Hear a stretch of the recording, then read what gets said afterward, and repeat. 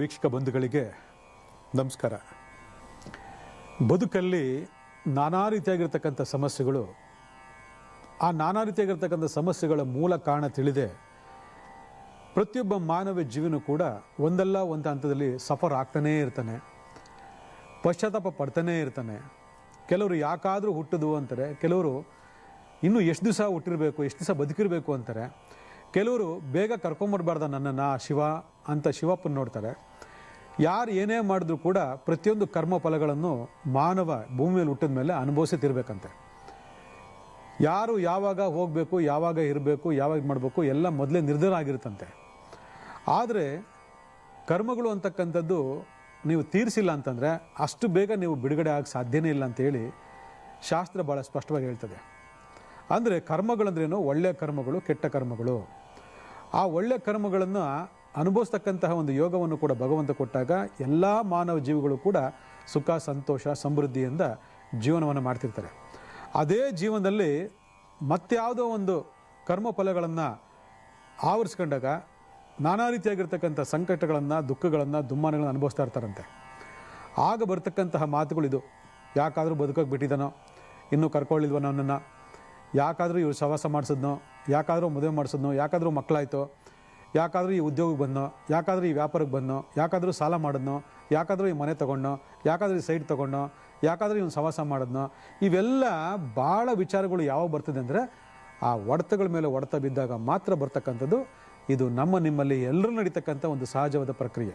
ಭಾಳಷ್ಟು ಹಿಂದೆನೇ ನಮ್ಮ ಋಷಿಮುನಿಗಳು ಹೇಳ್ಬಿಟ್ಟಿದ್ದಾರೆ. ನಾನು ಅಂತಕ್ಕಂಥ ಮೆರೆದವರು ಉಳಿದಿದ್ದು ಇತಿಹಾಸದಲ್ಲೇ ಇಲ್ಲ, ಪುರಾಣ ಪುಣ್ಯ ಕಥೆಗಳಲ್ಲಿ ಇಲ್ಲ. ಅವರೆಲ್ಲ ನಾಮವಿಶೇಷ ಇಲ್ಲದೆ ಹೊಟ್ಟೋಗಿದ್ದಾರೆ. ಆದರೆ ನಾವು ಮೆರಿತೀವಿ ಅಂತಂದರೆ ಸಾಧ್ಯವಾ? ಅದು ಯಾವುದೇ ವಿಚಾರ ಆಗಿರ್ಬೋದು. ಕೆಲವರು ಇದ್ದು ಮೆರೆಯಕ್ಕೆ ಹೋಗ್ತಾರೆ, ಕೆಲವರು ಇಲ್ಲದೆ ಮೆರೆಯಕ್ಕೆ ಹೋಗ್ತಾರೆ. ಆದರೆ ಎರಡೂ ಸರಿ ಅಂದರೆ ಎರಡೂ ಸರಿ ಇಲ್ಲ ಅಂತ. ಇದ್ರೂ ಮೆರಿಬಾರ್ದು, ಇಲ್ಲರೂ ಮೆರಿಬಾರ್ದು. ಒಂದೇ ಥರ ಇರಬೇಕು ಮನುಷ್ಯ, ಒಂದೇ ಥರ ಇರಬೇಕು. ಅವನು ಕೋಟಿ ಬಂದಿರಲಿ, ಯಾರೂ ಹೊತ್ಕೊಂಡು ಹೋಗೋದಿಲ್ಲ. ತಿನ್ನೋದು 3 ಅಡಿ ಅನ್ನ ಅಷ್ಟೇ. ಅದು ಇದು ಕಾಯಿಲೆ ಬಂದ್ಬಿಟ್ರೆ ಮುಗಿದೋಯ್ತು ಕತೆ. ಆದರೆ ಈ ಥರ ಎಲ್ಲ ಪ್ರಭಾವಗಳನ್ನು ನಾವು ಅನುಭವಿಸಿದ್ರು ಕೂಡ, ಆದರೂ ಕೂಡ ಮನುಷ್ಯನಿಗೆ ಆಸೆ, ದುರಾಶೆ ಅಂತಕ್ಕಂಥದ್ದು ಎಷ್ಟು ಮಟ್ಟಿಗೆ ಕಾರಣವಾಗಿದೆ ಅಂತಂದರೆ, ಇನ್ನು 100 ರೀತಿ ಕರೋನಾ ಬಂದರೂ ಕೂಡ ಯಾರೂ ಬುದ್ಧಿ ಕಲಿಯಲ್ಲ ನಮ್ಮಲ್ಲಿ. ಆಗಲೇ ಮರ್ತೋಗ್ಬಿಟ್ರು, ಎಲ್ಲ ಮರೆತು ಎಲ್ಲ ಇದಾಗಿ ಏನು ಹಬ್ಬ ಹರಿದಿನ ಅದು ಇದು ಸಮಸ್ಯೆಗಳು ಮನುಷ್ಯನಿಗೆ ಬರ್ತಕ್ಕಂಥದ್ದು ಕೆಲವೊಂದು ಗ್ರಹಗತಿಗಳಿಂದ ಅಂತೇಳಿ. ಆ ಗ್ರಹಗತಿಗಳು ಸಮಸ್ಯೆ ಅಂತೇಳಿ ಬಂದಾಗ ಅದರ ವಿಚಾರವಾಗಿ ನಾವು ಕೂಡ ಭಾಳಷ್ಟು ಕಾರ್ಯಕ್ರಮನ ಮಾತಾಡ್ತಾ ಇರ್ತೀವಿ. ನೋಡಿ, ಇದಿದೆ ಹಿಂಗಿದೆ ಅಂತ ಮಾತಾಡ್ತಾ ಇರ್ತೀವಿ ನಾವು. ಕೆಲವೊಂದಷ್ಟಿಗೆ ತಲೆ ಹೋಗಿರುತ್ತೆ, ಕೆಲವೊಂದು ಜನಕ್ಕೆ ತಲೆ ಹೋಗಿರಲ್ಲ. ಆದರೂ ಕೂಡ ನಮ್ಮ ಕಾರ್ಯಕ್ರಮ ನೋಡಿ ಒಂದು ಸಂತೋಷ ಏನಪ್ಪ ಅಂತಂದರೆ, ಭಾಳ ಜನ ನಿಮ್ಮ ಕಾರ್ಯಕ್ರಮ ನೋಡಿದ್ಮೇಲೆ ನಮಗೆ ನಾಲೆಡ್ಜ್ ಬಂದಿದೆ, ಅಲ್ಲಿವರೆಗೂ ನಮ್ಮ ಗ್ರಹಗಳೇ ಗೊತ್ತಿಲ್ಲ, ಹಿಂಗೆಲ್ಲ ಆಗುತ್ತಾ, ಇಂಥ ವಿಚಾರಗಳಿದೆ ಅಂತೇಳಿ ನಿಮ್ಮ ಕಾರ್ಯಕ್ರಮ ನೋಡಿದ್ಮೇಲೆ ನಮ್ಗೆ ಗೊತ್ತಾಗಿದ್ದು ಅಂತೇಳಿ ಭಾಳ ಜನ ಇವತ್ತು ಮಾತಾಡ್ಕೊಳ್ತಕ್ಕಂಥದ್ದು ನಮ್ಮ ಕಂಡು ಬಂದಿದೆ. ಏನೇ ಆಗಿರಲಿ, ಮನುಷ್ಯನಿಗೆ ಅನುಭವ ಆದಮೇಲೆ ಬುದ್ಧಿ ಬರೋದಂತೆ. ಆದರೆ ನಾವು ಅನುಭವಸ್ಥರು, ಒಂದಷ್ಟು ವಿಚಾರ ತಿಳ್ಕೊಟ್ಟಿರ್ತಕ್ಕಂಥವ್ರು, ನಾವು ಪದೇ ಕಾರ್ಯಕ್ರಮ ಹೇಳ್ತಿದ್ರು ಕೂಡ ಆ ಕರ್ಮಫಲ ಅಂತಕ್ಕಂಥದ್ದು ಕಿವಿಗೆ ಹೋಗಿ ಬಿಡೋದಿಲ್ವಂತೆ. ನೀವು ನೋಡ್ತಿದ್ದೀರಾ, ನಾವೊಂದಷ್ಟು ಬದಲಾವಣೆ ಮಾಡ್ಕೊಳ್ಳೋಣ ಅನ್ನೋದು ನಿಮ್ಮ ಮನಸ್ಸಿಗೆ ಬರೋದಿಲ್ಲ. ಕಾರಣ ಏನಂದರೆ ಕರ್ಮಫಲಗಳು ಬಲವಾಗಿರ್ತದೆ ಅಂತೇಳಿ. ಇನ್ನೊಂದಷ್ಟು ಜನ ಇಲ್ಲ, ನಾವು ತಿಳ್ಕೋಬೇಕು, ಪರಿಹಾರ ಮಾಡ್ಕೋಬೇಕು ಅಂತ ಒಂದು ಮನಸ್ಸು ಮಾಡಿದ್ರು ಕೂಡ ಅದಷ್ಟೇ, ಆ ಮುಂದಕ್ಕೆ ಹೋಗ್ಲಿಕ್ಕೆ ಚಾನ್ಸ್ ಕೊಡೋದಿಲ್ಲ. ಅದು ಮತ್ತೆ ಆ ಪ್ರಾಬ್ಲಮ್ಗಳು ಫೇಸ್ ಮಾಡ್ತಾನೇ ಇರ್ತವೆ. ಅದಕ್ಕೆ ನಾವು ಭಾಳಷ್ಟು ಕಾರ್ಯಕ್ರಮ ಹೇಳಿದ್ದೀವಿ, ಗಿಡವಾಗಿದ್ದಾಗ ಬಗ್ಗಿಸ್ಬಿಡ್ಬೇಕು, ಗಿಡವಾಗಿದ್ದಾಗ ಬಗ್ಗಿಸ್ಬೇಕು. ಮರ ಆಗಿಬಿಟ್ರೆ ಸ್ವಲ್ಪ ಕಷ್ಟ, ಮರ ಬಗ್ಸೋದು ಕಷ್ಟ. ಎಮ್ಮರ ಆಗಿಬಿಟ್ರೆ ದೇವರು ಬಂದರೂ ಕಾಪಾಡಲ್ಲ. ಇದು ನೆನಪ್ಕೊಂಬಿಡಿ. ಅಂದರೆ ಅರ್ಥ ಏನಂದರೆ, ನಮಗಿರ್ತಕ್ಕಂತಹ ಒಂದು ಸಮಸ್ಯೆಯನ್ನು ಗಿಡವಾಗಿದ್ದಾಗ ಬಗ್ಗಿಸ್ಬೇಕು, ಮರವಾಗಿದ್ದಾಗ ಬಗ್ಸೋದು ಸ್ವಲ್ಪ ಕಷ್ಟ. ಎಮ್ಮರ ಆಗಿಬಿಟ್ರೆ ಸಾಕ್ಷಾತ್ ಭಗವಂತನ ಕೂಡ ಬಗ್ಸೋಕ್ಕಾಗೋದಿಲ್ಲ. ಇದನ್ನು ಅರ್ಥ ಮಾಡ್ಕೊಳ್ಳಿ. ಅದಕ್ಕೆ ಗಿಡವಾಗಿ ಬಗ್ಗದು ಮರವಾಗಿ ಬಗ್ಗೀತೆ ಅಂತೇಳಿ ದೊಡ್ಡವರು ಹೇಳ್ತಾ ಇರ್ತಾರೆ. ನಾವು ಶಾಸ್ತ್ರದಲ್ಲಿ ಉಲ್ಲೇಖ ಮಾಡ್ತಕ್ಕಂಥದ್ದು, ಸಮಸ್ಯೆಗಳು ಮೊದಲನೇ ಹಂತದಲ್ಲಿ ಬರ್ತಾ ಇದೆ ಅಂದಾಗ ಅದರ ಒಂದು ರೂಪುರೇಷೆಗಳನ್ನು ಅಥವಾ ಅದೊಂದು ವಿಚಾರಗಳನ್ನು ತಿಳ್ಕೊಳ್ತಕ್ಕಂಥ ಪ್ರಯತ್ನ ಮಾಡಿ ಮೊದಲನೇ ಹಂತದಲ್ಲಿ ಸರಿ ಮಾಡ್ಕೊಂಡ್ಬಿಟ್ರೆ ಅದು ಬೃಹದಾಕಾರವಾಗಿ ಬೆಳೆದು ನಮ್ಮನ್ನು ಅವಧಿ ತಗೊಳ್ತಕ್ಕಂಥ ಮಟ್ಟಕ್ಕೆ ಹೋಗೋದಿಲ್ಲ. ಆದರೆ ನಾವೇನು ಮಾಡ್ತೀವಿ, ನೋಡೋಣ, ಅದಿಲ್ಲ ಇದಿಲ್ಲ, ಈ ಥರ ಎಲ್ಲ ಆಗ್ತಿರ್ತದೆ. ಇವತ್ತೊಬ್ಬ ಪಂಡಿತ ಆಚಾರ್ಯರು ಯಾರಾದೊಬ್ಬರು ಪಂಡಿತರು ಒಂದು 50 ರೂಪಾಯಿ 100 ರೂಪಾಯಿ ದಕ್ಷಿಣ ಕೇಳ್ಕಮ್ಮ ಈ ಶಾಸ್ತ್ರ ಅಂದರೆ 50 ರೂಪಾಯಿ ಕೊಡಬೇಕಾ, ಒಂದು 10 ರೂಪಾಯಿ ಮಾಡ್ಕೊಳ್ಳಿ ಅಂತ ಕೇಳಿದ್ರೆ, ಅದೇ ಡಾಕ್ಟ್ರ್ ಕೇಳಿದ್ರೆ 4 ಲಕ್ಷ ಆಗುತ್ತಮ್ಮ, 5 ಲಕ್ಷ ಆಗುತ್ತಮ್ಮ, ಇಲ್ಲ 10 ಲಕ್ಷ ಆಗುತ್ತೆ ಆಪ್ರೇಷನ್ಗೆ ಅಂದರೆ ಹೌದಾ ತಂದುಕೊಡ್ತೀನಿ ಮಾಡಿಬಿಡಿ ಅಂತ ಹೇಳ್ತಕ್ಕಂಥ ಜನ ನಮ್ಮಲ್ಲಿ ಜಾಸ್ತಿ ಇದ್ದಾನೆಂದರೆ ಕರ್ಮಫಲಗಳ ತೀವ್ರತೆ ಎಷ್ಟಿದೆ ಅಂತ ಅರ್ಥ ಮಾಡ್ಕೊಳ್ಳಿ. ಇವತ್ತು ಮನುಷ್ಯನಿಗೆ ಯಾವುದೇ ಒಂದು ಸಮಸ್ಯೆ ಬಂದರೂ ಕೂಡ ಆ ಸಮಸ್ಯೆಯ ಮೂಲ ಕಾರಣ ಗ್ರಹಗತಿಗಳು ಅಂಥೇಳಿ ನಾವು ಭಾಳಷ್ಟು ಕಾರ್ಯಕ್ರಮಗಳಲ್ಲಿ ಉಲ್ಲೇಖ ಮಾಡ್ತಾನೆ ಇರ್ತೀವಿ. ಅದು ನಿಮಗೂ ಬಹುಶಃ ಗೊತ್ತಾಗಿದೆ ಅಂದ್ಕೊಳ್ತೀನಿ ನಾನು. ಆದರೆ ಅದರ ಅನುಭವ ಆದಾಗ ಮಾತ್ರ ಅದರ ವಿಚಾರಗಳು ನಮಗೆ ಮನನ ಆಗ್ತವೆ ಹೊರತು ಅಲ್ಲಿವರೆಗೂ ನಮ್ಗೆ ಗೊತ್ತೇ ಆಗೋದಿಲ್ಲ. ಎಷ್ಟೋ ಜನ ಮನೆಗಳಲ್ಲಿ ಅಪ್ಪ ನಂಬಿದ್ರೆ ಅಮ್ಮ ನಂಬೋದಿಲ್ಲ, ಅಮ್ಮ ನಂಬಿದ್ರೆ ಅಪ್ಪ ನಂಬೋದಿಲ್ಲ, ಅಪ್ಪ ಅಮ್ಮ ನಂಬಿದ್ರೆ ಮಕ್ಕಳು ನಂಬೋದೇ ಇಲ್ಲ. ನೀನು ಬುದ್ಧಿ ಇಲ್ಲ ಹೋಗು ಅಂತಿರ್ತಾರೆ. ಇವತ್ತು ಎಷ್ಟೋ ಕಾರ್ಯಕ್ರಮಗಳನ್ನು ನೋಡ್ತಾ ಎಷ್ಟೋ ಜನ ನಮ್ಮ ಸ್ತ್ರೀ ಮಣಿಗಳಿಗೆ ಎಷ್ಟೋ ಜನ ಪುರುಷ ಪುಂಗವರು ಏನು ಮಾಡೋ ಕೆಲಸ ನನಗೆ ಬೆಳಗ್ಗೆ ಇದ್ರೆ ಟಿ ವಿ ಆನ್ ಮಾಡ್ಕೊಂಡ್ಬಿಡ್ತೀಯ ಅಂಥೇಳಿ ಬೈತಾಕಂಥವ್ರು ತುಂಬ ಜನ ಇದ್ದಾರೆ. ಅದಾದಮೇಲೆ ಕಾರ್ಯಕ್ರಮ ನೋಡ್ತಾ ನೋಡ್ತಾ ಅವರು ಕೂತ್ಕೊಂಡು ನೋಡ್ತಾ ಇದ್ದಾರೆ, ನಂಬ್ತಿರಲಿಲ್ಲ ಅಂಥೇಳಿ ಭಾಳ ಜನ ಮೆಸೇಜ್ ಕೂಡ ಮಾಡ್ತಿದ್ದಾರೆ. ಅಂದರೆ ಒಂದು ವಿಚಾರಗಳು ವಿನಿಮಯ ಮಾಡಿಕೊಂಡಾಗ ಆ ವಿಚಾರಗಳು ನಮಗೆ ಹತ್ತಿರವಾಗಿದ್ದಾಗ ಹೌದು ಈ ವಿಚಾರಗಳು ನಮಗೆ ಅನ್ವಯ ಆಗ್ತಾ ಇದೆ ಅಂತಕ್ಕಂಥ ನಿಮ್ಮ ಮನಸ್ಸಿಗೆ ಬಂದಾಗ ಅದು ಖಂಡಿತವಾಗಿ ನೋಡುಗರನ್ನು ಆಕರ್ಷಣೆ ಮಾಡೇ ಮಾಡ್ತದೆ, ನೋಡೋ ರೀತಿ ಮಾಡೇ ಮಾಡ್ತದೆ. ಆದರೆ ಅನುಭವ ಆಗೋ ತನಕ ನೋಡ್ಕೊಂಡಿರೋಣ ಅಂತಂದರೆ ಸಮಸ್ಯೆಗಳು ಯಾವಾಗ ಯಾರಿಗೆ ಯಾವ ರೀತಿ ತಾಗುತ್ತೋ ಗೊತ್ತಿರೋದಿಲ್ಲ ಅಲ್ವಾ. ಅದಕ್ಕೋಸ್ಕರನೇ ಇವತ್ತು ನಾವೆಲ್ಲ ಮಾತಾಡ್ಕೊಳ್ತೀವಿ, ಇಲ್ಲ ಯಾಕೋ ಇವತ್ತು ಒಂದು ಒಳ್ಳೆ ಡ್ರೆಸ್ ಹಾಕಿ ಯಾವುದೋ ಒಂದು ಫಂಕ್ಷನ್ಗೆ ಹೋದೆ ಸಿಕ್ಕಾಬಟ್ಟೆ ಮೈಕೈ ನೋವು, ತುಂಬ ತೊಂದರೆಗಳು ತಾಪತ್ರಗಳು ಆಗ್ತಾಯಿದೆ, ಅಥವಾ ಒಂದು ಕೆಲಸಕ್ಕೆ ಹೋಗಿ ಬಂದರೆ ಕೆಲಸ ಆಗ್ತಾಯಿಲ್ಲ, ಏನೇನೋ ಪ್ರಾಬ್ಲಮ್ಗಳಾಗ್ತಾಯಿದೆ, ಎಷ್ಟು ಸರಿ ಇಂಟರ್ವ್ಯೂ ಹೋದ್ರೂ ಕೆಲಸ ಆಗ್ತಾಯಿಲ್ಲ, ಫೈನಾನ್ಸಲ್ಲಿ ತುಂಬ ಬರ್ಡನ್ ಆಗ್ತಾಯಿದೆ, ಬರೋಬೇಕಾಗಿರೋ ಹಣ ಬರ್ತಾಯಿಲ್ಲ, ಕೆಲಸ ಆಗ್ತಾಯಿಲ್ಲ, ಕಾಂಟ್ರಾಕ್ಟ್ ಕೆಲಸ ಮಾಡ್ತಾಯಿದ್ದೀನಿ ಕೆಲಸ ಬರ್ತಾಯಿಲ್ಲ, ಬಿಲ್ ಪಾಸ್ ಆಗ್ತಾಯಿಲ್ಲ, ವ್ಯವಹಾರ ವ್ಯಾಪಾರ ಮಾಡ್ತಾಯಿದ್ದೀನಿ ಏನೋ ಗಿರಾಕಿಗಳೇ ಇಲ್ಲ. ನಾವು ಎಷ್ಟೋ ಪ್ರಾಬ್ಲಮ್ಸ್ಗಳನ್ನ ನಾವು ಫೇಸ್ ಮಾಡ್ತಿರ್ತೀವಿ. ಅದ್ರ ಜೊತೆಗೆ ಕಾಂಪಿಟೇಷನ್ಸ್ ಬೇರೆ, ಸಿಕ್ಕಾಪಟ್ಟೆ ಕಾಂಪಿಟೇಷನ್ಸು. ಮನೆಗೆ ಬಂದರೆ ನೆಮ್ಮದಿ ಇಲ್ಲ, ಹೆಂಡತಿ ಯಾವಾಗಲೂ ಕಯ ಅಂತ ಹೇಳ್ತಾಳೆ, ಗಂಡ ಬಂದರೆ ಯಾವಾಗಲೂ ಕಿರ್ಚಾಡ್ತಿರ್ತಾನೆ, ಮಕ್ಕಳು ಟಾರ್ಚರ್ ಮೇಲೆ ಟಾರ್ಚರು, ಅದು ಕೊಡಿಸು ಇದು ಕೊಡಿಸು ಅದು ಮಾಡು ಇದು ಮಾಡು ಅಂತ. ಈ ಥರ ಎಲ್ಲ ಹಲವಾರು ಸಾಮಾಜಿಕವಾಗಿರ್ತಕ್ಕಂಥ ಸಮಸ್ಯೆಗಳನ್ನು ಪ್ರತಿಯೊಂದು ಮನೆಯಲ್ಲೂ ಕೂಡ ಆಗಾಗ ನಾವು ಅನುಭವಿಸ್ತಾನೆ ಇರ್ತೀವಿ.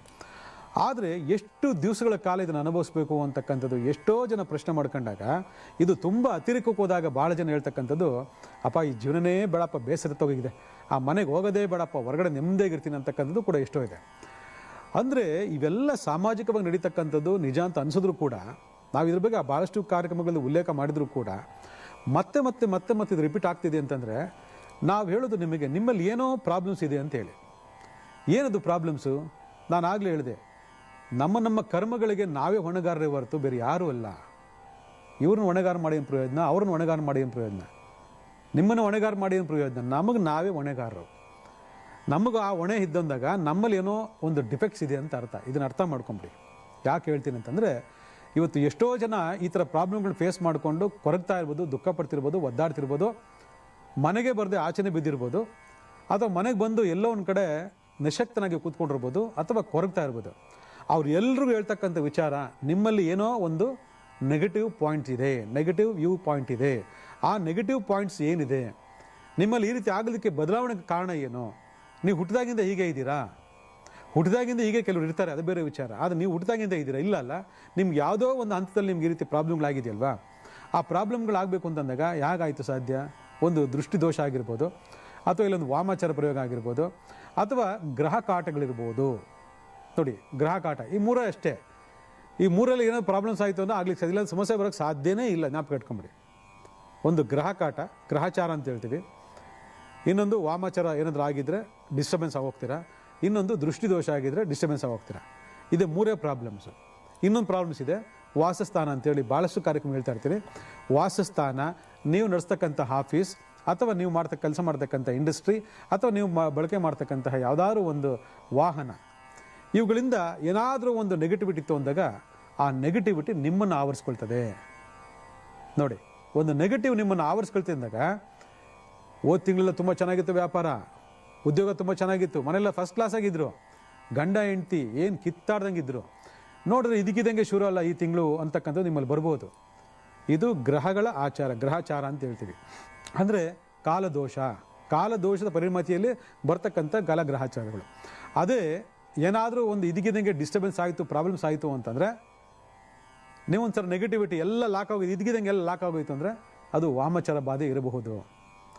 ಅಥವಾ ಸಡನ್ ಪ್ರಾಬ್ಲಮ್ ಆಯಿತು, ನೆನ್ನೆ ಚೆನ್ನಾಗಿದೆ, ಇವತ್ತು ಸಡನ್ ಪ್ರಾಬ್ಲಮ್ ಆಯಿತು, ಈಗ ಸ್ವಲ್ಪ ಹೊತ್ತೆಲ್ಲ ಕ್ಲಿಯರ್ ಆಗ್ತಾ ಇದೆ, ಆದರೂ ಕೂಡ ಏನೋ ಸ್ವಲ್ಪ ವ್ಯತ್ಯಾಸಗಳಾಗ್ತಾ ಇದೆ, ಮಿಕ್ಕಿದೆಲ್ಲ ಚೆನ್ನಾಗಿ ನಡೀತಾ ಇದೆ ಅಂತಂದರೆ ದೇಹಕ್ಕೆ ಬಾಧಿತವಾಗಿದೆ, ಮನಸ್ಸಿಗೆ ಬಾಧಿತವಾಗಿದೆ ಅಂತಂದರೆ ದೃಷ್ಟಿ ದೋಷ ಇರಬೇಕು. ಇದಿಷ್ಟೇ ಕಾರಣಗಳು, ಬೇರೆ ಇನ್ನೇನಿಲ್ಲ ಅಲ್ಲಿ. ಅದಕ್ಕೆ ಯಾವ ಹಂತದಿಂದ ನನಗೆ ಈ ಋಣಾತ್ಮಕ ಶಕ್ತಿಗಳು ನನ್ನನ್ನು ತಾಗಿದೆ ಅನ್ನೋದ್ರ ಬಗ್ಗೆ ಪ್ರತಿಯೊಬ್ಬರು ಕೂಡ ಅವಲೋಕನೆ ಮಾಡಬೇಕು. ಹೌದು, ಈ ಥರ ನಡೀತಾ ಇರುತ್ತೆ ಜೀವನದಲ್ಲಿ. ಏನು ಮಾಡೋಣ, ನಾವು ಇದು ಮಾಡಿದಾಗೆಲ್ಲ ಪ್ರಾಬ್ಲಮ್ ಸಾಲ್ವ್ ಮಾಡ್ಕೊಂಡೇ ಹೋಗ್ತಾ ಇದ್ದೀವಿ. ನಾನು ಆ ಪೂಜೆ ಮಾಡ್ತೀನಿ, ಈ ಪೂಜೆ ಮಾಡ್ತೀನಿ, ಅಷ್ಟು ಖರ್ಚು ಮಾಡಿದ್ದೀನಿ, ಇಷ್ಟು ಖರ್ಚು ಮಾಡಿದ್ದೀನಿ, ಬೇರೆ ಏನೇನೋ ಮಾಡಿಬಿಡ್ತೀನಿ ಜೀವನದಲ್ಲಿ. ಆದರೆ ಏನು ಪ್ರಯೋಜನ ಆಗ್ತಾ ಇಲ್ಲ. ಮತ್ತು ಅದೇ ರಾಗ ಏನು ಮಾಡೋದು ಅಂತ ಭಾಳ ಜನ ಕೇಳ್ತಿರ್ತೀರ. ಅದಕ್ಕೆ ಸೆಲ್ಫ್ ಪ್ರೊಟೆಕ್ಷನ್ ಅಂತ ಒಂದಿರ್ತದೆ. ಅದೇನು ಸ್ವಯಂ ರಕ್ಷಣಾತ್ಮಕವಾದಂಥ ತಂತ್ರಗಳು ಅಂತ ಇರ್ತದೆ. ಶಾಸ್ತ್ರ ನೋಡಿ ಎಷ್ಟು ವಿಶಾಲವಾಗಿದೆ ಅಂದರೆ, ಎಷ್ಟು ಅಮೋಘವಾಗಿದೆ ಅಂದರೆ, ಈ ವಿಚಾರ ನಿಮಗೆ ಗೊತ್ತಿದೆ, ಆದರೆ ಅದ್ರ ಬಗ್ಗೆ ಪೂರ್ಣವಾದ ವಿಚಾರ ಗೊತ್ತಿಲ್ಲ. ಆ ಪೂರ್ಣವಾದ ವಿಚಾರ ಗೊತ್ತಿಲ್ಲದಿರೋದ್ರಿಂದ ಸುಮ್ಮನೆ ಏನೋ ಮಾಡ್ಕೊಳ್ತೀರಾ. ಅದೇನೋ ಒಂದು ರೀತಿ ಮಾರ್ಕೆಟಿಂಗ್ ಆಗೋಗಿದೆ. ಆ ಮಾರ್ಕೆಟಿಂಗ್ ಆಗೋದ್ರಿಂದ ನಿಮ್ಗೆ ಅದರಲ್ಲಿ ಯಾವುದೇ ರೀತಿಯಾಗಿರ್ತಕ್ಕಂತಹ ಫಲ ಸಿಗ್ತಾ ಇಲ್ಲ. ಆ ಫಲ ಸಿಗದೇ ಇದ್ದಾಗ ನಿಮ್ಗೆ ಅನಿಸುತ್ತೆ, ಅಯ್ಯೋ ನಾನು ಮಾಡ್ಕೊಂಡೆ, ಅದು ಮಾಡ್ಕೊಂಡೆ, ಏನು ಪ್ರಯೋಜನ ಅಂತ ಹೇಳ್ತೀರಾ. ಆದರೆ ನಾವು ಇವತ್ತು ತಿಳ್ಕೊಡ್ತಕ್ಕಂತಹ ಆ ತಂತ್ರ ನಾವು ಹೇಳಿದ ರೀತಿ ನೀವು ಮಾಡ್ಕೊಂಡ್ರೆ ನಿಮಗೆ 100ಕ್ಕಲ್ಲ 1000% ನಿಮ್ಗೆ ರಿಸಲ್ಟ್ ಬರ್ತದೆ. ಸರಳವಾದಂತಹ, ಸುಲಭವಾದಂತಹ, ವೆರಿ ವೆರಿ ಪವರ್ಫುಲ್. ಏನಕ್ಕೋಸ್ಕರ? ಕಾಲದೋಷ ಇರಬಹುದು, ಗ್ರಹಚಾರ ದೋಷ ಇರಬಹುದು, ವಾಮಚಾರ ದೋಷ ಇರಬಹುದು, ದೃಷ್ಟಿ ದೋಷ ಆಗಿರ್ಬೋದು, ಏನೇ ಆಗಲಿ ನಿಮ್ಮ ಸುತ್ತಕ್ಕಂತಹ ಈ ವಾತಾವರಣದಲ್ಲಿರ್ತಕ್ಕಂತಹ ಹಲವಾರು ರೀತಿಯಾಗಿರ್ತಕ್ಕಂತಹ ಋಣಾತ್ಮಕ ಶಕ್ತಿಗಳನ್ನು ನಾವು ನಮ್ಮ ಮೈಗೆ, ನಮ್ಮ ಮನಸ್ಸಿಗೆ ತಾಗದೇ ಇರೋ ಥರ ನಡ್ಕೋಬೇಕು, ಮಾಡ್ಕೋಬೇಕು ಅಂತಂದರೆ ಸ್ವಯಂ ರಕ್ಷಣೆಯನ್ನು ನಾವು ವಿಧಿಸ್ಕೋಬೇಕು. ಆ ಸ್ವಯಂ ರಕ್ಷಣೆ ದಿಗ್ಬಂಧನ ಅಂತ ನಾವು ಕರಿತೀವಿ. ಸ್ವಯಂ ರಕ್ಷಣಾ ದಿಗ್ಬಂಧನ ಅಂತ ಕರಿತೀವಿ. ಸ್ವಯಂ ರಕ್ಷಣಾ ದಿಗ್ಬಂಧನ ಅಂದ್ರೇನು? ಯಾವುದೇ ಒಂದು ಪೂಜೆ ಪುನಸ್ಕಾರ ಮಾಡಬೇಕಂದ್ರೂ ಕೂಡ, ನಿಮಗೆ ಹೋಮ ಮಾಡಬೇಕಂದ್ರೂ ಕೂಡ ನೀವು ನೋಡ್ಬೋದು, ಹೋಮಕುಂಡ ಸುತ್ತ ಏನು ಮಾಡ್ತಾರೆ? ದಿಗ್ಬಂಧನ ಮಾಡ್ಕೊಳ್ತಾರೆ. ಅದರಿಂದನೇ ಇವತ್ತು ಸ್ವಯಂ ಪ್ರೊಟೆಕ್ಷನ್ ಅಂತಕ್ಕಂಥದ್ದು ಪ್ರತಿಯೊಬ್ಬರು ಕೂಡ ನಾವು ಮಾಡ್ಕೊಂಡ್ಬಿಟ್ರೆ ಜೀವನದಲ್ಲಿ ಯಾವ ಪ್ರಾಬ್ಲಮ್ ಬರಲ್ಲ. ಗ್ರಹಗತಿಗಳ ಆಧಾರದಲ್ಲಿ ಬರ್ತಕ್ಕಂಥದ್ದು 3 ಗ್ರಹಗಳು. ಅದು ಯಾವುದು ಅಂದರೆ ಶನಿ, ರಾಹು ಮತ್ತು ಕೇತು. ಈ ಶನಿ, ರಾಹು, ಕೇತುವಿನ ದೃಷ್ಟಿ ನಿಮ್ಮ ಮೇಲೆ ಏನಾದರೂ ಬಿತ್ತು ಅಂತಂದರೆ ನೀವು ಕಣ್ಣೀರಲ್ಲಿ ಕೈ ತೊಳಿಬೇಕಾಗ್ತದೆ ವೀಕ್ಷಕರೇ. ಯಾಕಂದರೆ ಶನೇಶ್ವರ ಬಗ್ಗೆ ನಾವು ಇದನ್ನು ಹೇಳೋ ಅವಶ್ಯಕತೆನೇ ಇಲ್ಲ. Is A very powerful man. ಆದರೆ ಆ ಪವರ್ಫುಲ್ ಮ್ಯಾನ್ ನಮಗೇನಾದರೂ ಉಲ್ಟಾ ಹೊಡೆದ್ರೆ ನಾವು ತಡ್ಕೊಳಕ್ಕಾಗಲ್ಲ. ಅಂತಂಥ ಏಟುಗಳನ್ನ ಕೊಡ್ತಾನೆ ಪರಮಾತ್ಮ. ಆದರೆ ಆ ಶನಿ ಅಂತಕ್ಕಂಥದ್ದು ಯಾವ ಬರುತ್ತೆ ನಮಗೆ ಗೊತ್ತಿರೋದಿಲ್ಲ. ರಾಹು ಅಂತಕ್ಕಂಥದ್ದು ಯಾವ ಬರುತ್ತೆ ಗೊತ್ತಿಲ್ಲ. ಕೇತು ಅಂತದ್ದು ಯಾವ ಬರುತ್ತೆ ಗೊತ್ತಿಲ್ಲ. ಅದಕ್ಕೆ ನಾವೇನು ಮಾಡಬೇಕು? ಸೆಲ್ಫ್ ಪ್ರೊಟೆಕ್ಷನ್ ಮಾಡ್ಕೊಳ್ಬೇಕು. ಶನಿ, ರಾಹು, ಕೇತು, ದೃಷ್ಟಿದೋಷ, ಮಾಟ ಮಂತ್ರ, ಯಾವುದೇ ಗ್ರಹಚಾರಗಳು ನಮ್ಮ ತಾಗದಿದ್ದಾಗ ನಾವು ಸೆಲ್ಫ್ ಪ್ರೊಟೆಕ್ಷನ್ ಮಾಡ್ಕೋಬೇಕು, ಸ್ವಯಂ ದಿಗ್ಬಂಧನ ಮಾಡ್ಕೋಬೇಕು. ಜೀವನದಲ್ಲಿ ಏನೇ ಒಂದು ಕಷ್ಟ ಬರಬೇಕು ಅಂದರೆ ಕರ್ಮ ಫಲಗಳು ಕಾರಣ ಅಂತ ಮೊದಲನೇ ಭಾಗದಲ್ಲಿ ಹೇಳಿದ್ವಿ. ಆ ಕರ್ಮ ಫಲಗಳಿಗೆ ಅಧಿಕೃತವಾಗಿ ಕೆಲಸ ಕೊಡೋರು ಯಾರು, ಫಲ ಕೊಡೋರು ಯಾರು ಅಂದರೆ ಶನಿ, ರಾಹು, ಕೇತುಗಳು. ಈ ಶನಿ, ರಾಹು, ಕೇತುಗಳನ್ನ ನಾವು ನಿಗ್ರಹ ಮಾಡೋದು ಹೇಗೆ? Very simple, very powerful. ನೀವೆಲ್ಲ ನೋಡಿದ್ದೀರಾ ಕಪ್ಪು ದಾರ, ನೀವೆಲ್ಲ ನೋಡಿದ್ದೀರಾ ಕಪ್ಪು ದಾರ. ಓ, ನಾನು ಕೈ ಕಟ್ಕೊಂಡಿದ್ದೀನಿ, ಕಾಲು ಕಟ್ಕೊಂಡಿದ್ದೀನಿ ಹೇಳ್ಬೋದು. ಆದರೆ ಕೈಗೆ ಕಾಲಿಗೆ ಕಟ್ಕೊಳ್ಳೋದ್ರಿಂದ ಏನೇನು ಆಗುತ್ತೆ ಅನ್ನೋದ್ರ ಬಗ್ಗೆ ತಿಳ್ಕೊಬೇಕು ನೀವು. ನೋಡಿ, ಯಾವುದೇ ದೃಷ್ಟಿ ದೋಷ, ಮಾಟ ಮಂತ್ರ, ಅಭಿಚಾರ ಕರ್ಮಗಳು, ಕೃತ್ರಿಮ ಬಾಧೆಗಳು, ದೃಷ್ಟಿ ದೋಷ ಬಾಧೆಗಳು, ಯಾವುದೇ ಒಂದು ನೆಗೆಟಿವ್ ವೈಬ್ಸ್, ನೆಗೆಟಿವ್ ವೈಬ್ರೇಷನ್ಸ್ ಯಾವುದೇ ನಿಮ್ಮ ದೇಹಕ್ಕೆ ತಾಗಬಾರ್ದು ಅಂದರೆ ನೀವೇನು ಮಾಡಬೇಕು? ಈ ಕಪ್ಪು ದಾರವನ್ನು ಕಟ್ಕೋಬೇಕು. ಕಪ್ಪು ದಾರವನ್ನು ಕಟ್ಕೋಬೇಕು ಅಂದಾಗ ಸುಮ್ಮನೆ ಹೋಗಿ ದಾರಿ ಸಿಕ್ತು, ಅಂಗಡಿಲಿ ಸಿಕ್ತು, ನಾವು ದೇವಸ್ಥಾನ ಕೊಟ್ಟು ಅಂತ ಕಟ್ಕೊಂಬಿಡೋದಲ್ಲ.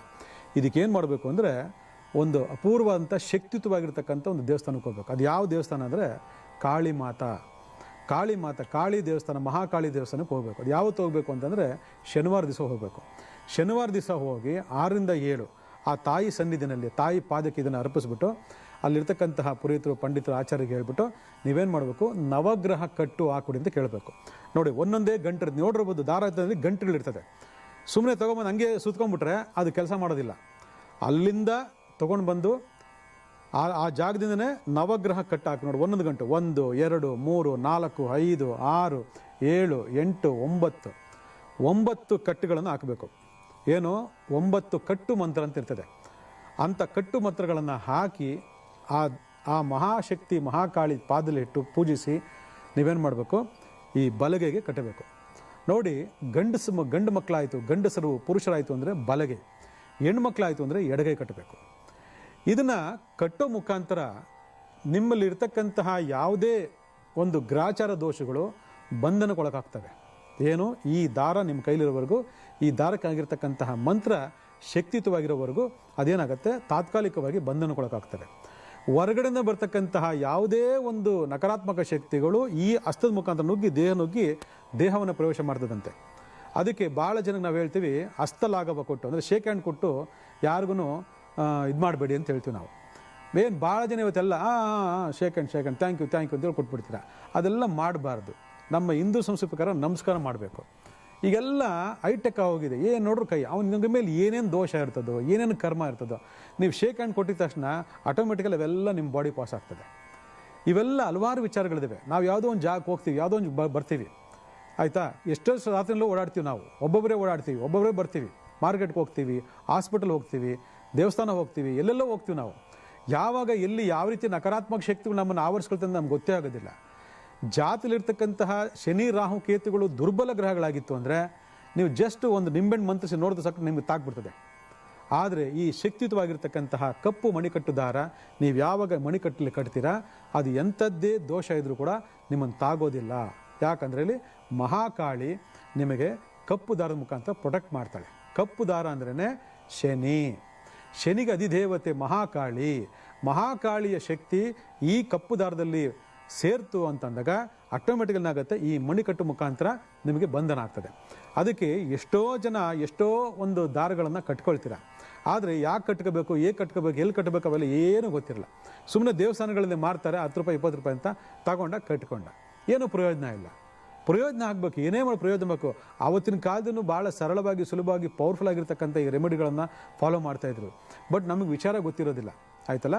ಅದರಿಂದ ಯಾರು ಕಪ್ಪು ದಾರವನ್ನು ಕಟ್ತೀರಾ, ಅದ್ಭುತವಾದಂಥ ಯೋಗ ಫಲ. ಅದೇ ರೀತಿ ಇನ್ನೊಂದು ಭಾಳ ವಿಶೇಷವಾಗಿ ನಿಮಗೆ ಕಂಬಳಿ ದಾರವಂತ ತೋರಿಸ್ತೀನಿ. ಇಲ್ಲಿ ಕಂಬಳಿ ದಾರ ನೋಡಿದ್ರೆ ನೀವು ಬೂದುಗುಂಬಳಕಾಯಿ ಕಟ್ಟೋದಕ್ಕೆಲ್ಲ ಉಪಯೋಗ ಮಾಡ್ತೀರಾ. ಇದನ್ನು ಅಷ್ಟೇ, ಇದಕ್ಕೂ 9 ಕಟ್ಟು ಹಾಕಿ ನೀವೇನು ಮಾಡಬೇಕು, ಕಾಳಿ ದೇವಸ್ಥಾನ ಪೂಜೆ ಮಾಡಿಬಿಟ್ಟು ನಿಮ್ಮ ಮನೆಗೆ ದೃಷ್ಟಿ ತಾಗಬಾರ್ದು ಅಂದರೆ ನಿಮ್ಮ ಮನೆಯ ಹ್ಯಾಂಡಲ್ಗೆ ನೀಟಾಗಿ ಹಿಂಗೆ ಸುತ್ತಬಿಡ್ಬೇಕು, ಹಿಂಗೆ ನೀಟಾಗಿ ಸುತ್ತಬೇಕು. ಕೆಲವರು ಕುಂಬಳಕಾಯಿ ಕಟ್ತಾರೆ. ಕುಂಬಳಕಾಯಿ ಕಟ್ಟೋದು ಭಾಳ ಒಳ್ಳೆಯದು. ಎಷ್ಟು ಜನಕ್ಕೆ ಆ ಪರಿಪಾಠಗಳು ಇಲ್ಲವೇ ಇಲ್ಲ. ಅದರಿಂದ ನಾನಾ ರೀತಿಯಾಗಿರ್ತಕ್ಕಂಥ ಬಾಧೆಗಳನ್ನು ಅನುಭವಿಸ್ತಾ ಇರ್ತಾರೆ. ಅದೇ ರೀತಿ ಇದೇ ಕಂಬಳಿ ದಾರವನ್ನು ತಗೊಂಡು ಅದೇ ಥರ ಪೂಜೆ ಮಾಡಿ ನಿಮ್ಮ ವಾಹನಕ್ಕೆ ಪ್ರೊಟೆಕ್ಷನ್ಸ್ ನೋಡಿ. ಮನೆಗೆ ಪ್ರೊಟೆಕ್ಷನ್ಸ್, ಬಾಡಿಗೆ ಪ್ರೊಟೆಕ್ಷನ್ಸ್, ಗಾಡಿಗೆ ಪ್ರೊಟೆಕ್ಷನ್ಸ್. ಬಾಡಿ ಸರಿ ಇದ್ದರೆ ಮನೆಯಲ್ಲಿ ನಂದನವನ ಜೀವನ. ಗಾಡಿನೂ ಸರಿ ಇಲ್ಲ, ಬಾಡಿನೂ ಸರಿ ಇಲ್ಲ ಅಂದರೆ ಎಲ್ಲ ಗೊತ್ತಾ. ಅದರಿಂದ ಪ್ರೊಟೆಕ್ಷನ್ನು ನಾವು ನಮ್ಮ ಸ್ವಯಂ ಪ್ರೊಟೆಕ್ಷನ್ನ ನಾವು ಆಗಾಗ ಮಾಡ್ಕೋತಾ ಇರಬೇಕು ವೀಕ್ಷಕರೇ. ಎಲ್ಲದಕ್ಕೂ ನಮ್ಮನ್ನೇ ನಂಬ್ಕೊಂಡಿರೋದು, ಎಲ್ಲದಕ್ಕೂ ಪೂಜೆ ಮಾಡಿಸ್ಕೊಳ್ಳೋದು, ಎಲ್ಲದಕ್ಕೂ ದುಡ್ಡು ಖರ್ಚು ಮಾಡೋದು ಯಾರ ಕೈಲಿ ಸಾಧ್ಯ ಆಗುತ್ತೆ ಹೇಳಿ ನೋಡೋಣ. ಕೆಲವು ತೀವ್ರವಾಗಿರ್ತಕ್ಕಂತಹ ಮೇಜರ್ ದೋಷಗಳನ್ನು ನಾವು ವೈದಿಕ ಪರಿಹಾರದಲ್ಲಿ ಮಾಡಲೇಬೇಕಾಗ್ತದೆ. ಆದರೆ ಸರಳವಾಗಿ, ಸುಲಭವಾಗಿ ಏನೋ ಒಂದು ಗ್ರಾಚಾರ ಬಂದಿದೆ, ಗ್ರಾಚಾರ ಯಾವುದು ಬರಬಾರ್ದು, ನಾವೊಂದಷ್ಟು ದಿವಸ ನೆಮ್ಮದಿಗಿರಬೇಕು ಅಂತಕ್ಕಂಥ ಮನಸ್ಥಿತಿ ಯಾರ್ಯಾರಿಗಿದೆ ಅವರೆಲ್ಲರೂ ಕೂಡ ಈ ಕಂಬಳಿ ದಾರವನ್ನು ನೀವು ಪೂಜಿಸಿ, ಆಯಿತಾ, ಪೂಜಿಸಿ, ಸಂಕಲ್ಪಿಸಿ, ಮಂತ್ರಿಸಿ ಇದನ್ನು ತಗೊಂಡೋಗಿ ಗಾಡಿಗೆ ಕಟ್ಟಬೇಕು. ಗಾಡಿಗೆ ಎಲ್ಲಿ ಕಟ್ಟಬೇಕು ಅಂತ ಎಲ್ಲರೂ ಗೊತ್ತಿದೆ, ನಾನು ಹೇಳ್ಕೊಡೋ ಅವಶ್ಯಕತೆ ಇಲ್ಲ. ಆದರೆ ಸುಮ್ಮನೆ ತೊಗೊಂಬಂದು ಕಟ್ಟೋದ್ರಿಂದ ಏನೂ ಪ್ರಯೋಜನ ಇಲ್ಲ. ಇವೆಲ್ಲ ವೆರಿ ಪವರ್ಫುಲ್. ಯಾಕಂದರೆ ದಾರ ಕಟ್ಟೋದ್ರಲ್ಲಿ ನಾನಾ ರೀತಿಯಾಗಿರ್ತಕ್ಕಂಥ ಬಣ್ಣಗಳ ದಾರಗಳಿದ್ದಾವೆ. ಒಂದೊಂದು ಬಣ್ಣದ ದಾರಗಳನ್ನು ಕೂಡ ನಾನು ನಿಮ್ಮ ಮುಂದಿನ ಕಾರ್ಯಕ್ರಮ ಹೇಳ್ತಾ ಹೋಗ್ತೀನಿ. ಯಾಕಂದರೆ ಇವತ್ತು ಕಪ್ಪು ದಾರದ ಬಗ್ಗೆ ಮಾತಾಡ್ತಾ ಇದ್ದೀನಿ. ಕಪ್ಪು ಕಸ್ತೂರಿ ಅಂತ ಹೇಳ್ತೀವಿ ಯಾವಾಗ ಇದಕ್ಕೆ ಶಕ್ತಿ ತುಂಬಿದಾಗ. ಈ ಕಪ್ಪು ಕಸ್ತೂರಿ ಅಂತಕ್ಕಂಥದ್ದು ನಮ್ಮ ಮೈ ಸೇರ್ಕೊಂಡಾಗ ಏನಾಗ್ತದೆ, ನಮ್ಮ ಇಡೀ ಜೀವನ ಬರ್ತಕ್ಕಂಥ ಹಲವಾರು ನಕಾರಾತ್ಮಕ ಶಕ್ತಿಗಳು ನಮಗೆ ಮೂಲೆ ಗುಂಪಾಗ್ತದೆ. ಅದಕ್ಕೆ ಕಟ್ಟು ಮಂತ್ರವನ್ನು ಬಳಸಿ ಈ ಕಟ್ಟುಗಳನ್ನು ಹಾಕಿ 9 ನವಗ್ರಹ ಕಟ್ಟುಗಳನ್ನು ಹಾಕಿ ಯಾರು ಇದನ್ನು ಧಾರಣೆ ಮಾಡ್ಕೊಳ್ತಾರೋ ಅದ್ಭುತವಾಗಿರ್ತಕ್ಕಂಥ ಯೋಗ ಫಲ, ಜೊತೆಗೆ ಅಮಾವಾಸ್ಯೆಗಳಲ್ಲಿ ಪೂಜೆ ಮಾಡಿ ಹಾಕೊಳ್ತಕ್ಕಂಥದ್ದು ಇನ್ನೂ ಅದ್ಭುತವಾಗಿರ್ತಕ್ಕಂಥ ಯೋಗ ಫಲ ಕೊಡ್ತದೆ. ಇದನ್ನೆಲ್ಲ ಬಳಸ್ಕೊಂಡು ಜೀವನದಲ್ಲಿ ಸುಖ ಶಾಂತಿ ನಿಮ್ಮದಾಗಲಿ, ಒಳ್ಳೆಯದಾಗಲಿ.